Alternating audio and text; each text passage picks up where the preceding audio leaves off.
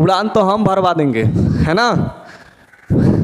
Balloon देखे हो, balloon फुलावना जो होता है ना, फुलावना का जगह होना चाहिए। हवा भरने वाला तो तैयार है ससुरा, पंप लगेंगे, कितनों हवा भर दो, बस शर्ते आप रोकने का कैपेसिटी रखो, हवा भरेंगे हम, ठीक है ना। समझ में है कि नहीं है।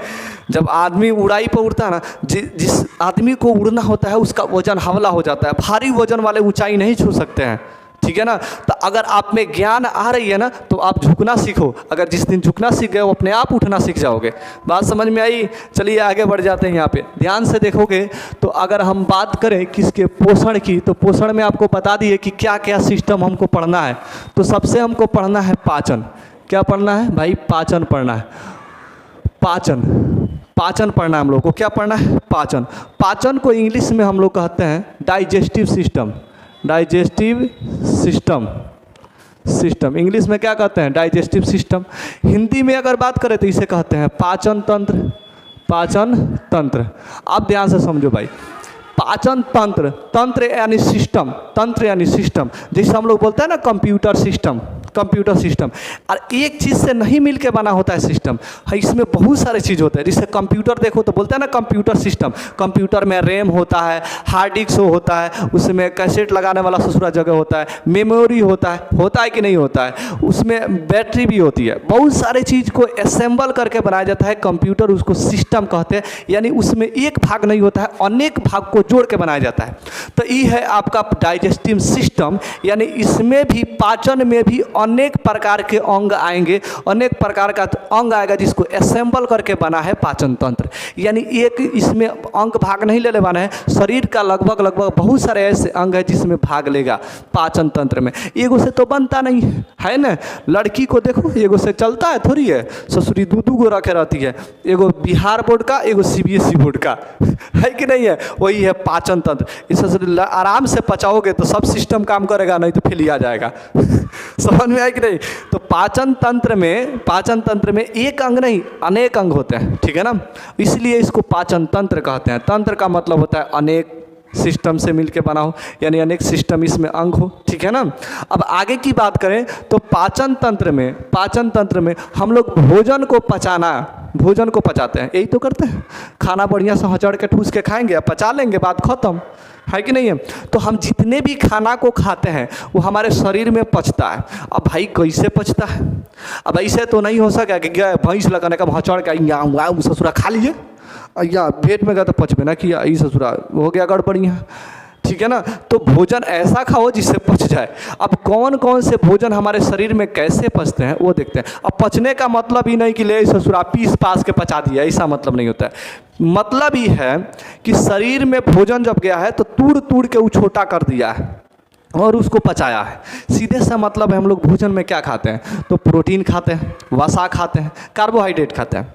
तीन चीज़ ज़्यादातर खाया जाता है, ठीक है ना। प्रोटीन, वसा और कार्बोहाइड्रेट। अभी तीनों चीज़ कहाँ टूटते हैं वहीं होता है पाचन। सीधे सी बात करें तो हम लोग क्या क्या चीज़ खाते हैं? तो वसा माने चर्बी, प्रोटीन और तीसरा जो होता है कार्बोहाइड्रेट।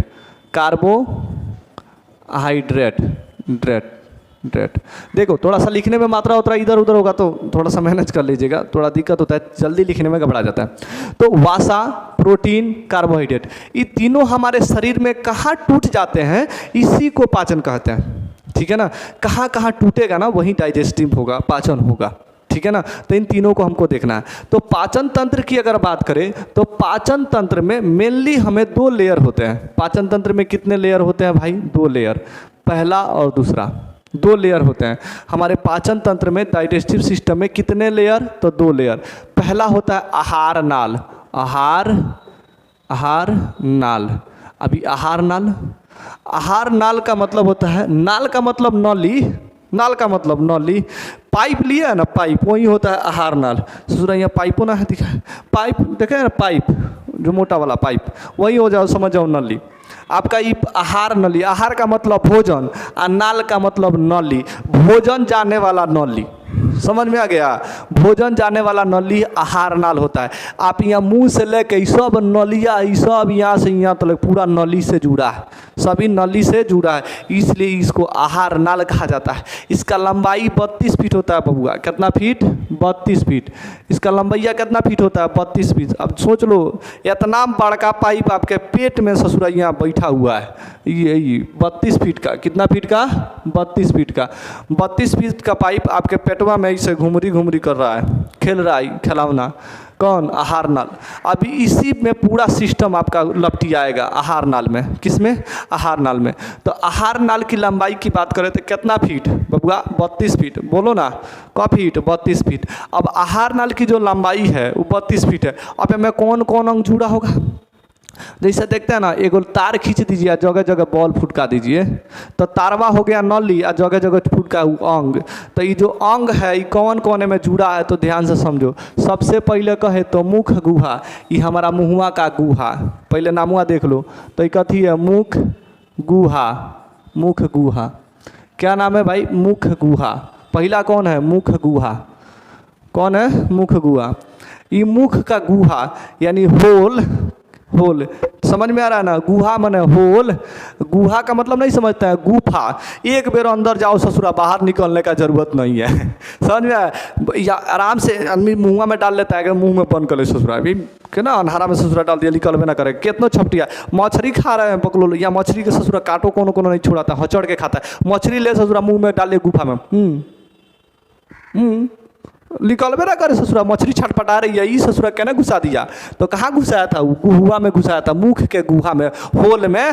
नहीं समझ में आया? होल में एकदम पूरा गुफा में ले जाकर डाल दो ससुरा। यहाँ जो भी हम खाना खाते हैं तो सबसे पहले कहाँ रखते हैं? तो ये तो गुहुआ में रखता है। ये देखो, मैं पूरा बढ़िया से जोर नहीं दिख रहा होगा, आधार दिख रहा है ना? तो ये गुफा देखो, गुफा लेखन दिखाई दे रहा है ससुरा। हमारा मुँह छोट, ठीक है ना? गुफा लेखा दिखाई दे रहा है, गुफा लेखा। तो ये गुफा कहते हैं मुख गुहा। सबसे पहले भोजन को कहाँ रखते हो? तो मुख गुहा में रखते हैं। कहाँ रखते हो? मुख गुहा में। ससुरा कोनो कोनो धिकले खा लेता है। होटल में जब जाइएगा, होटल में जब जाते हैं तो क्या कहते हैं? इतने धिकले धिकले बनाओ। अब उस ससुरा कहीं चौकस गरम लिया के दे दिया तो क्या करता है? बिहार बोर्ड वाला बहुत होशियार होता है, छोटा आराम से लेगा और मुँह में डालेगा, गुहुआ में ससुरा डाल देगा। गुहुआ में डालेगा, जैसे इसको धिकल बुझाएगा तो इसे टप से हाथ पर उगले आई ससुरा, चारों ओर पहले देखेगा बढ़िया से, कोनो नहीं ना, फिर टप से मार के खा जाएगा। कहाँ रखा था बताओ? गुहुए में ना रखा था वो, मुँह के गुहा। तो इसको क्या कहते हैं? मुख गुहा। नाम याद हुआ कि नहीं? पहला क्या है? मुख गुहा। आप खानवा को कहाँ रखेंगे? मुख गुहा में रखोगे। दूसरा जो आएगा, दूसरा जो नली होता है, मुँहवा जब खानवा रखेगो आ एकदम बढ़िया से ढेक लेगो आओ ससुरा, तो ये कवना में आता है? नलिया में आता है। कवना में आता है? नलिया में, नली में आता है। इस नली को कहा जाता है गरास नली। कौन सा नली? गरास नली। गरास मने घास और नली मने पाइप। घासवा जाने वाला पाइपुआ है ये, नहीं समझे? जो घासवा खाते हैं ना, वो घासवा जाने वाला पाइप। हम लोग तो जंतु है, ये है पहले ही बता दिए हैं। तो ये घासवा जो खाते हैं ना, वो जाने वाला पाइप है, तो इसलिए इसको कहते हैं गरास नली। क्या कहते हैं? गरास नली। अब दूसरा देखो, तीसरा देखो, गरास नली के बाद कहाँ जाएगा? अमाशय। अमाशय यानी पेट। अमाशय यानी पेट। अमाशय, अमाशय इसको क्या बोलते हैं? पेट बोलते हैं। हम लोग क्या बोलते हैं? पेट। अमाशय को क्या बोलते हैं? पेट। ये उदर गुहा भी बोला जाता है, ये ससुरा पेटवा। कोनो कोनो का 1 फीट बिगा रहता है, कोनो कोनो का धंसा रहता है। हमरो तो इतना बिग रहा है ससुरा, लग रहा है कि दौड़ना पड़ेगा अब, ठीक है ना? तो एक ससुरा कोनो इतना बड़का बड़का तोना होता है, तो ओकर कथी बढ़ जाता है? अमाशय का बढ़ जाता है? अमाशय। अमाशय मतलब पेट। तो पहले खानवा कहाँ गया? मुख गुहा में। और मुख गुहा के बाद गरास नलिया में। गरास नलिया के बाद अमाशय यानी पेट में गया। अब पेट ससुरा जौना के तोनहा होगा ओकरा में ढेर अटेगा, है ना? जा बैठ जाता है ससुरा धोधड़, या मोट गया उस ससुरा 1 क्विंटल का होता है। ससुरा सबका डोजो पड़का रहता है। अमाशय यानी पेट। चौथा देखें, चौथा अमाशय के बाद जाता है बड़ी आंत में। किस में जाता है? बड़ी आंत। बड़ी आंत कहाँ जाएगा? बड़ी आंत। बड़ी आंत देखें? बड़ी आंत नहीं देखें तो हम दिखाते हैं, ध्यान से समझो बड़ी आंत को। खोसी का मीट आप लोग तो खाए होंगे, और वैसे बनता होगा तो देखते होंगे। देहात में वैसे कॉमन चीज़ है, इस हर एक जगह बनता है खोसी का मीट, है ना? जब चीक नहीं कसाई, चीक का प्रमोशन होकर कसाई बन जाता है ससुरा। जो मुर्गी काटता है वो चीक होता है, जो खोसिया काटता है वो कसाई होता है, वो भयंकर होता है। ओकरा बाबूजी है, प्रमोशन होता है ओकरा। तो यहाँ पे समझो, जो कसाई होता है अगर वो खोसी को काटता है और खोसिया काटने के बाद उसमें से निकलता है सिस्टम ओकरा डाइजेस्टिव सिस्टम, तो उसमें 2 गो पाइप दिखा होगा, एगो मोटका जो घुमरी खानी ऐसे उजर उजर होगा आ एगो पतीर का देखा होगा। तो जो मोटका उजर का जो होता है ना वही बड़ी आंत है, वही से गोल गोल घुमा रहेगा। आ एक होता है पतीर का, अंगुरी का ऐसा पाइप जैसा होता है, वो होता है छोटी आंत, वो होता है छोटी आंत। वो कौन होता है? छोटी आंत। पहले बड़ी आंत लिख दिएगा, छोटी आंत, छोटी आंत, छोटी आंत। वो कौन सा आंत होता है? छोटी आंत। जो पतीर का पाइप हुआ होता है ना वो छोटी आंत, और एक उजर कलर का होता है मोटका पाइप हुआ, वो होता है बड़ी आंत। कौन सा आंत? बड़ी आंत। ठीक है ना, कौन सा आंत? बड़ी आंत। उसके बाद आ जाओ आप बड़ी आंत के बाद अब खाना तो इधर से निकल ही रहा है, निकलने के बाद कहीं ना कहीं तो उसका जो अवशिष्ट पदार्थ होगा यानी खराब चीज़ जो होगा जिसका ज़रूरत नहीं है वो कहीं ना कहीं तो स्टोर होगा। तो बबुआ स्टोर होता है मलाशय में, मलाशय। अब मलाशय तो समझाने का जरूरत है ना, सब को समझिए गया होगा कि मलाशय क्या होता है सब कोई जानवे करता है मलाशय क्या होता है। जहाँ सब कुछ व्यवस्था ठीक ठाक रहता है वही होता है। अगर अगला बात की बात करें तो मलाशय के बाद होता है मल द्वार। क्या होता है? मल द्वार। मल द्वार जहाँ से निकलता है या खेत में छोड़ देते हैं। और उसके बाद अगर 8 नंबर की बात करें तो खेत। कौन सा खेत? नहीं समझता है।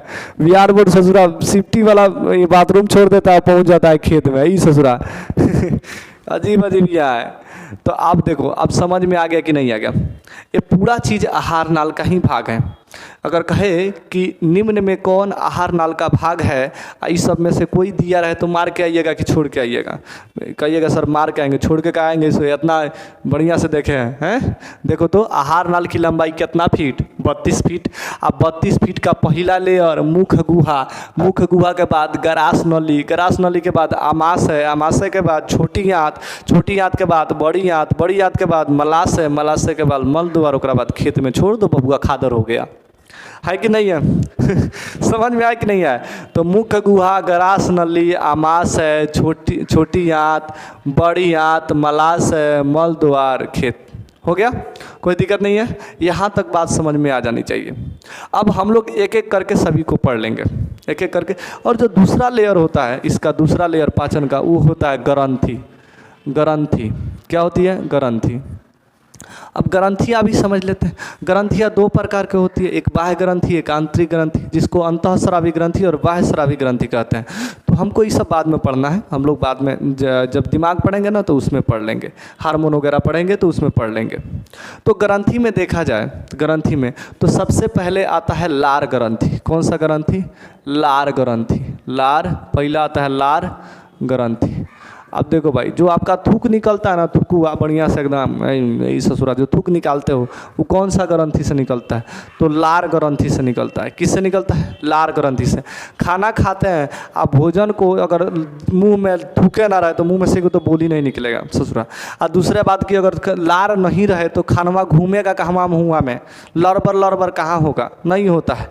ठीक है ना? जैसे आप आराम से देखिए, खाना लीजिए, अब पानी में सौन दीजिए, पानी में बढ़िया से सौन दिए, आप पानी में सौनने के बाद उसको बाहर निकाल दीजिए, पानी में सौन दिया बाहर निकाल दीजिए, उतना मज़ेदार नहीं होता है जितना बढ़िया से आप रोटी लो, मुंह में डालो, एकदम कौड़ी करो और बढ़िया से निकालो हाथ पर, आ देखो ऐसे यही ससुरा लाशा है, लाशा जैसा चिपक जाता है ना, अजीब लगता है लाशा जैसा। तो वो जो लार्वा जो होता है ना, वही लार ग्रंथि होता है, जो भोजन को पचने में मदद करता है। हम लोग आगे इसके काम को देखेंगे, पहले नाम देखो ना। पहले लार ग्रंथि। दूसरे की बात करें तो जठर ग्रंथि। कौन सा ग्रंथि? जठर ग्रंथि। कौन सी ग्रंथि? जठर ग्रंथि। ठीक है ना, जठर ग्रंथि। इसमें से भी कुछ एंजाइम वगैरह निकलते हैं, तो हम लोग देखेंगे सभी का। जठर ग्रंथि ये आमाशय से निकलता है। ठीक है ना। उसके बाद होता है लीवर। क्या होता है? लीवर। लीवर, इसको यकृत बोलते हैं। क्या बोलते हैं? यकृत। क्या बोलते हैं? यकृत।